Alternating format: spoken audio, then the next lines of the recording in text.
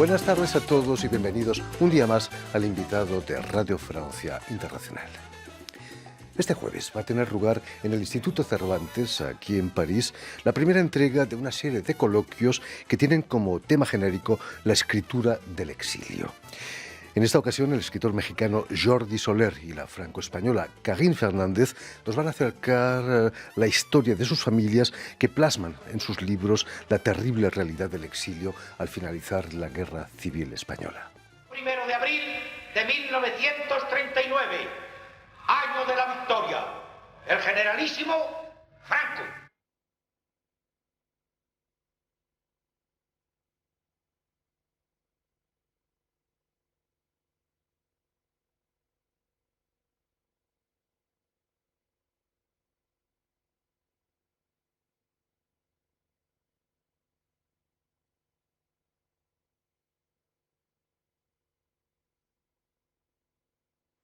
Y precisamente para hablarnos de este coloquio y de su experiencia de escritores, hijos o nietos de exiliados, Carine Fernández y Jordi Soler han sido tan amables de venir hasta nuestros estudios, maravillosamente acompañados de Domingo García Cañedo, que es el director del Instituto Cervantes de aquí en París, donde se va a realizar este coloquio. Buenas tardes a todos y sobre todo muchísimas gracias por haber hecho el esfuerzo de venir hasta nosotros. Al contrario, gracias por la invitación. Muchas gracias por la acogida.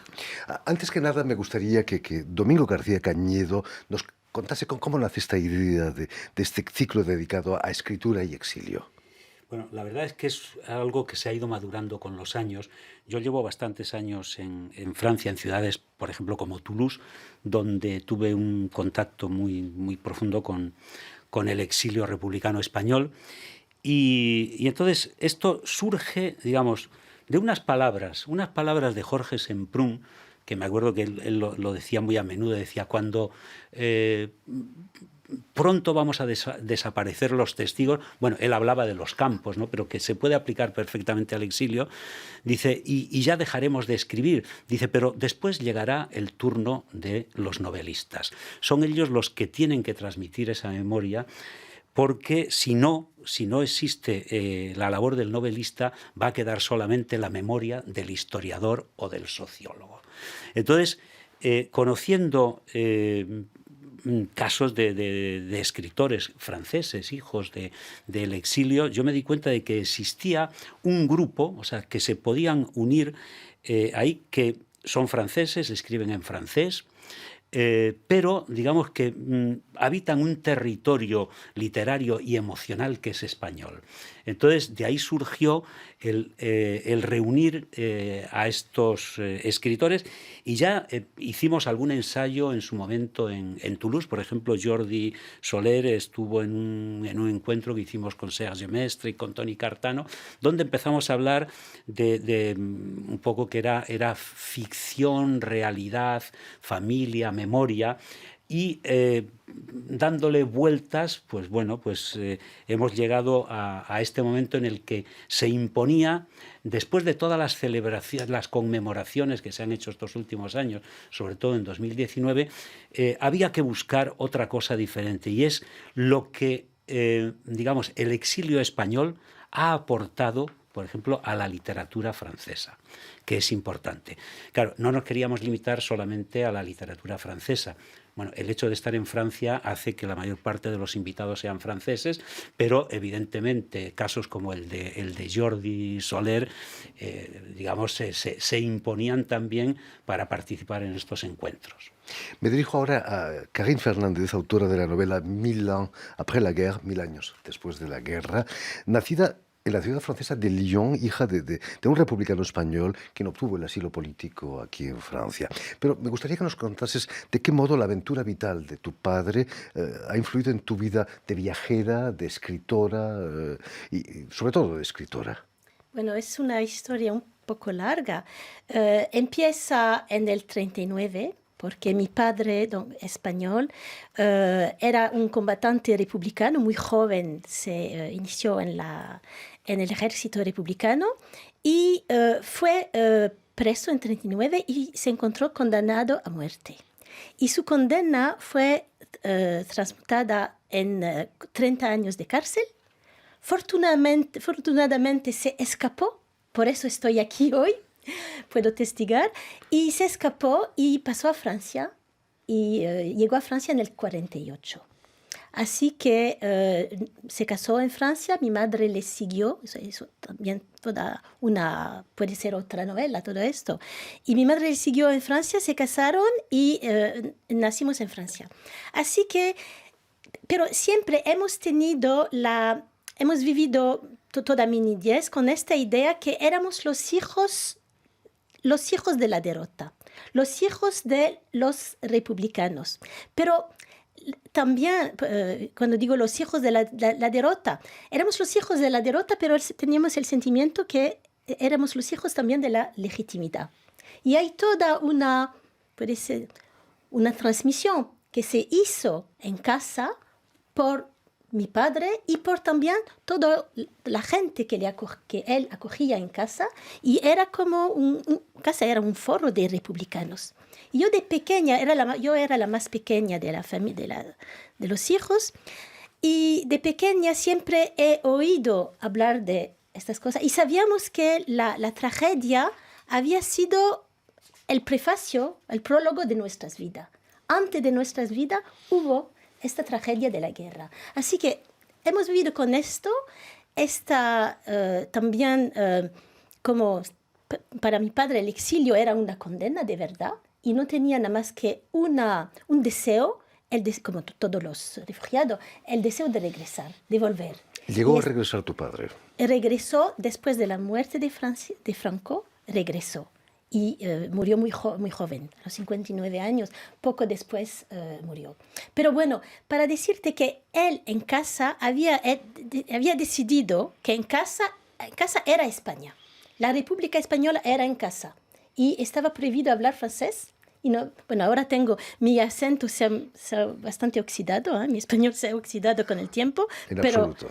Pero bueno, y me pregunta si he escrito la historia de mi padre. No, mi novela no es la historia de mi padre. No tiene no es la historia familiar, es completamente ficción, pero a un momento en mi vida ha venido la necesidad, más que un deseo, era una necesidad de volver a España y a esta tragedia que te digo que ha sido el prólogo de nuestras vidas. Pero yo antes puedo decir que he dado la espalda a España. Y de joven mi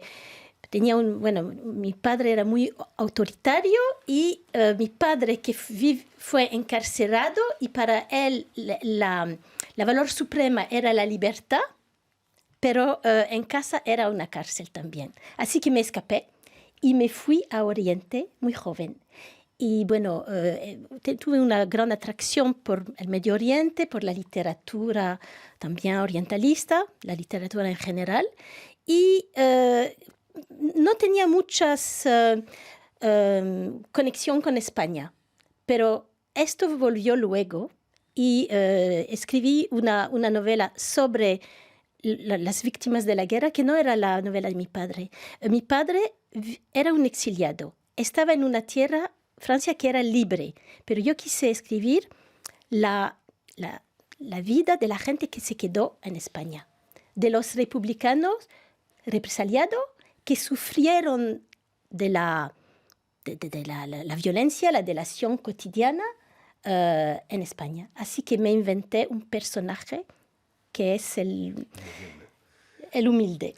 Karen, ¿has recibido reacciones de exiliados aquí en Francia después de la publicación de tu novela? Sí, porque he hecho varias intervenciones en bibliotecas, librerías y bueno, muchos hijos o nietos de republicanos españoles, o mismo no republicanos, pero de exiliados españoles, han venido a verme y me han comunicado.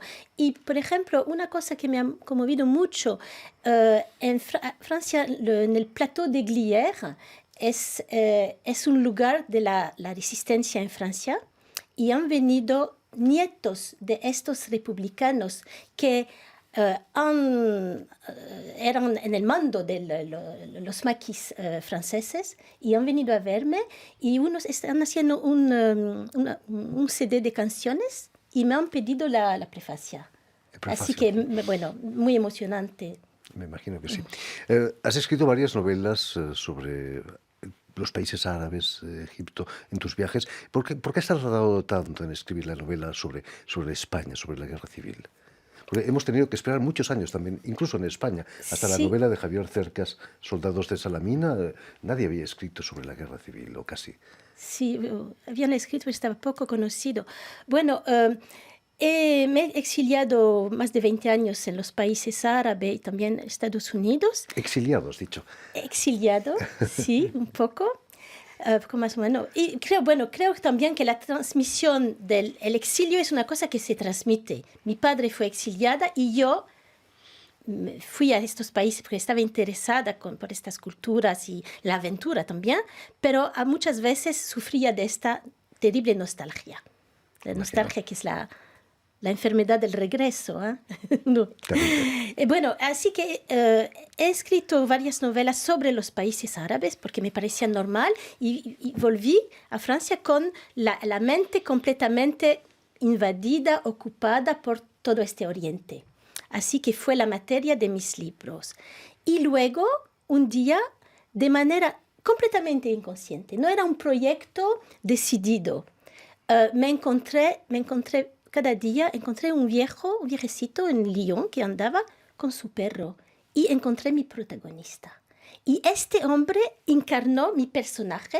Yo no sabía lo que iba a venir detrás, pero detrás venía este hombre, era el pobre español, era esta víctima y un desconocido, un anónimo, y a este momento inicié la historia de los anónimos de la guerra. Muchos, tantos miles. Me dirijo ahora a Jordi Soler, que no es hijo de exiliados, es nieto de exiliados catalanes, y que esta experiencia la narras en tu trilogía La Guerra Perdida. Me gustaría que nos contases de qué modo te marcó el hecho de ser nieto de exiliados catalanes. ¿Cómo veías de niño a esos personajes tan poco mexicanos que eran tus abuelos? Sí, totalmente poco mexicanos. He de hacer un apunte. Mi madre es también... nació en Barcelona y fue expulsada de la ciudad y del país, lo cual me convierte en un hijo del exilio.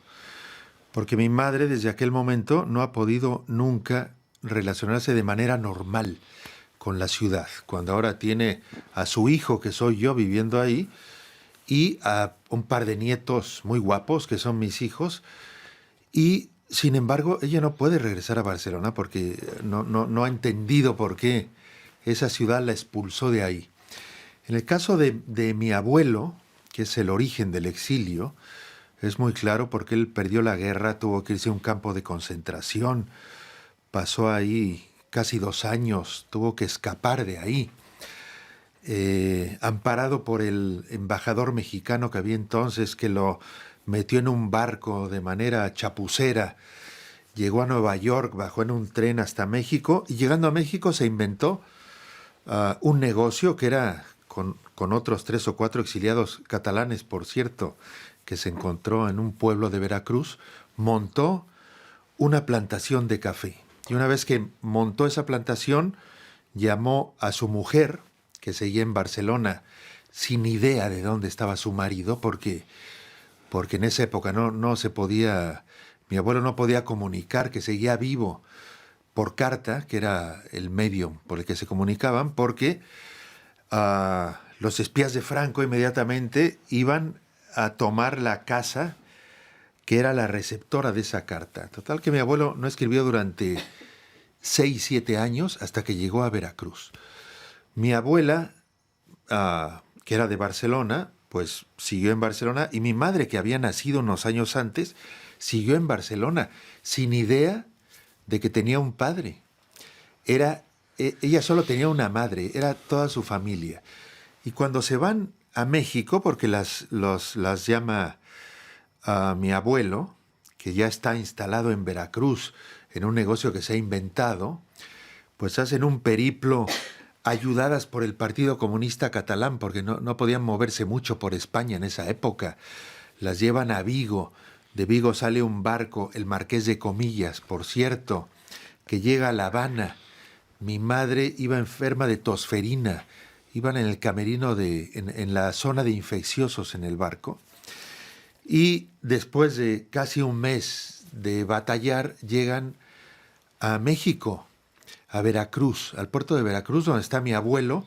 Después de 8 años de no verlas, a mi madre ni siquiera la conocía casi, y las encuentra cuando están bajándose del barco. Y mi abuela le dice a mi madre, que era una niña de 8 años, le dice, mira, este es tu padre, con todo el suspense que significa eso, ¿no? Y mi madre dice, no, ese no es mi padre. Y mi abuelo le pregunta, yo supongo que muy, muy perturbado, ¿quién es tu padre entonces? Y mi madre dice, mi padre está aquí. Y busca ahí en la billetera de mi abuela y le enseña una foto. El padre de mi madre era una foto durante 8 años, hasta ese momento en que se lo encontró, que era un señor de verdad, de carne y hueso, que se encontraban del otro lado del mundo, en Veracruz. Imagínate. Jordi, tu abuelo estuvo en el campo de concentración de la playa de Argelès-sur-Mer. Sí. Es cierto que gracias a tu libro hay una placa hoy en día que recuerda lo que pasó ahí en esa playa. Sí, seguramente es una cosa accidental. Yo esto lo escribí porque me lo contó mi abuelo. Cuando mi abuelo estaba a punto de morir, yo le hice una entrevista muy exhaustiva. Grabé varios cassettes con todo lo que me contaba y me contó muchas cosas de Argelès-sur-Mer, a partir de las cuales yo monté todo el capítulo de Argelès-sur-Mer que está en Los Rojos de Ultramar, que en francés se llama Les Exiles de la Mémoire. Y en este capítulo, en donde aproveché lo que me había contado mi abuelo, más mi experiencia en Argelès-sur-Mer, porque yo entonces, cuando estaba escribiendo esa novela, vivía en Irlanda y viajé a Argelès-sur-Mer a documentarme. Todo esto aparece en ese capítulo. Y mi abuelo me contaba unas cosas atroces de lo que pasó ahí. Y yo fui documentándome todo lo que podía, porque es verdad que no hay mucha documentación de esto. No existe casi nada. De hecho, en cuanto salió el libro, en su edición francesa, Les Exiles de la Mémoire, hubo una especie de reacción en la prensa en donde se preguntaban si era verdad o ficción esos campos de concentración que yo describía en mi libro, que para mí eran verdad. Me los había contado mi abuelo. Pero entonces me di cuenta de que en Francia no se hablaba de estos campos de concentración, ni tampoco en España. Y a partir de aquí hubo una reacción muy importante, sobre todo en el sur de Francia, de gente que sí había estado en el campo de Argelès-sur-Mer, por ejemplo, donde había, en el momento de máxima población del campo, 120,000 personas. En Argelès-sur-Mer, la ciudad, había 4,000. Las cartas que llegaban al campo de concentración no especificaban si iba a la ciudad o al campo, porque todas iban al campo. Había 120,000 personas ahí que se fueron muriendo de una manera miserable durante 2 años. Fueron muriéndose de enfermedad, de frío, de viejos, en fin. Esa población, cuando mi abuelo escapó de ese campo de concentración que tenía 120,000 personas, había 20,000. Se habían muerto una cantidad de personas tremenda. Y yo escribí este capítulo porque lo sabía, porque tenía la información. Pero cuando se publicó en francés me di cuenta de que estaba tocando un tema tremendamente delicado, sensible en la historia de Francia. Tanto que el alcalde de Argelès-sur-Mer en esa época, estamos hablando de 2006 más o menos, era hijo de un señor republicano español que había estado en el campo de Argelès-sur-Mer. Por lo tanto, la historia que yo había escrito le tocaba profundamente. Era la historia de su padre. Y a partir de ese libro, y esto está registrado en la última página de la primera edición de Les Exilés de la Mémoire, decidió poner, porque yo en la novela me quejo de que cuando estaba haciendo la investigación para escribir este capítulo, no había nada que te señalara en dónde empezaba el campo de concentración. Todo era un campo de verano, había sitios ahí, había bares, pero no, yo no encontré en esa época dónde empezaba el campo de concentración, que medía 2,5 kilómetros. Y el alcalde leyó eso, le conmovió mucho y decidió poner una especie de monumento en donde dice simplemente: aquí empezaba el campo de concentración de Argelès-sur-Mer. Es efectivamente producto de la lectura de mi novela, pero es porque yo caí en un momento especial muy propicio de esta historia, ¿no? eso. Propicio, sí. Hablando de muertos en el exilio, quizás para mí la escena más conmovedora de la novela es la muerte del presidente de la República, Manuel Azaña, que murió en Montauban y que gracias a los oficios de ese diplomático mexicano fue enterrado bajo la bandera de la República, no española, sino mexicana. Es una escena fantástica. ¿Existió eso? Absolutamente, absolutamente. Está en los anales de la misión diplomática en Francia.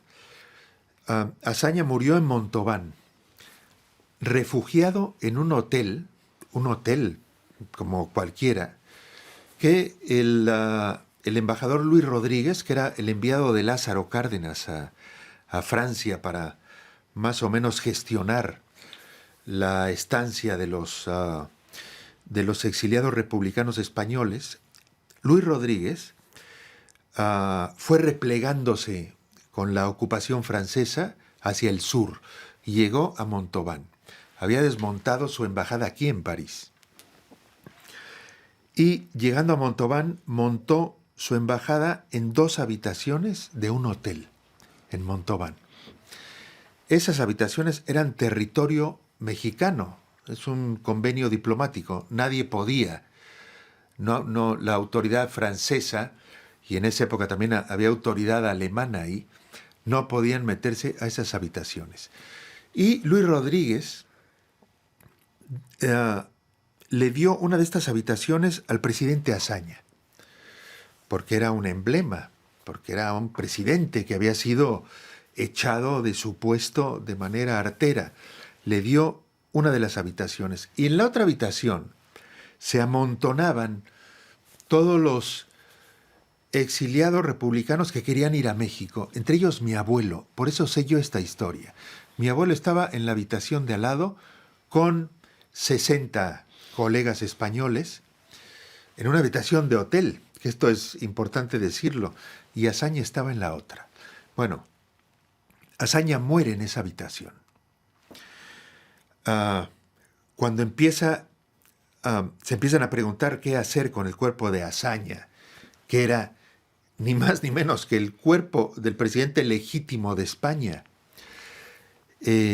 preguntan a las instancias, digamos, oficiales, y Francia inmediatamente se desentiende y dice: nosotros no vamos a hacernos cargo de ese funeral. La Francia de Vichy. Y España, la Francia de Vichy. Y España, por supuesto que tampoco. El embajador Rodríguez acoge el cuerpo de Azaña y decide enterrarlo envuelto en una bandera mexicana. Lo cual tuvo, que es una escena conmovedora, yo te lo estoy contando ahora y me estoy conmoviendo. Es una escena que tiene un regreso muy bonito. Cuando el embajador Luis Rodríguez, que fue el artífice de esta maniobra, muere en México 40 años después, yo fui a su entierro porque mi abuelo, que había presenciado todo eso, me llevó. Nosotros vivíamos en Veracruz, pero mi abuelo me dijo: tenemos que ir al entierro del embajador Rodríguez, que fue el que me salvó, el que me envió por Nueva York, esto que contaba antes. Y fuimos a su entierro. Y me impresionó mucho que los republicanos españoles que habían llegado a México a refugiarse ahí, llevaron una bandera republicana para envolver el ataúd de Luis Rodríguez. Así fue enterrado el embajador. Eso no lo sabía yo. Bueno, Todavía. pues te lo cuento para que lo sepas. Los protagonistas de esta contienda y del exilio están desapareciendo poco a poco. La literatura es una manera de fijar el tiempo, en el tiempo esas vivencias. Es un antídoto también contra el olvido. Domingo. Sí, yo creo que evidentemente eso que decía Jorge Semprún, o sea, cuando desaparecen los testigos tienen que tomar el relevo, digamos, los novelistas, para transmitir la memoria. La memoria hay que seguir transmitiéndola para que no caigamos en el olvido, porque el olvido es el volver, digamos, a la barbarie. Y yo creo que eso es esencial. Domingo, ¿no es inquietante cuando en España se oyen declaraciones de políticos que las califican de guerra civilistas? Es tremendo, o sea, es tremendo cuando sale gente lanzando exabruptos que no tienen nada que ver con la realidad, porque bueno, la gente lo único que quiere es vivir en paz, enterrar a sus muertos, hacer el duelo de los desaparecidos y demás. Y bueno, no están hurgando en ninguna herida, es sencillamente están tratando de sanar su propia herida, ¿no? Por eso que es tremendo, o sea, pues todo este ruido que se ha levantado y que llega hasta nuestros días ahora mismo, o sea, es terrible, terrible. En fin, esperemos que la cordura se imponga. Pues no lo sé, yo a veces tengo dudas, pero bueno, vamos a ver. Seamos optimistas. En fin, pues todo eso y mucho más lo van a tener este jueves en el Instituto Cervantes para este coloquio dedicado a la escritura y al exilio. Muchísimas gracias, Karin Fernández, muchísimas gracias, Jordi Soler, muchísimas gracias, Domingo García Cañedo, director del Instituto Cervantes aquí en París, por haber estado aquí con nosotros. Permitidme también que dé las gracias también a Vanessa Loasso y a Jan Bourdelas, quienes se han ocupado hoy de la realización del programa, y enviar un saludo muy especial a nuestros telespectadores, porque también los tenemos, que nos siguen en toda América Latina gracias a una cadena de televisión uruguaya que se llama Canal U y emite desde Montevideo, ahí en Uruguay. Y a ustedes muchísimas gracias por su atención y les damos cita para una nueva edición de El Invitado de Radio Francia Internacional.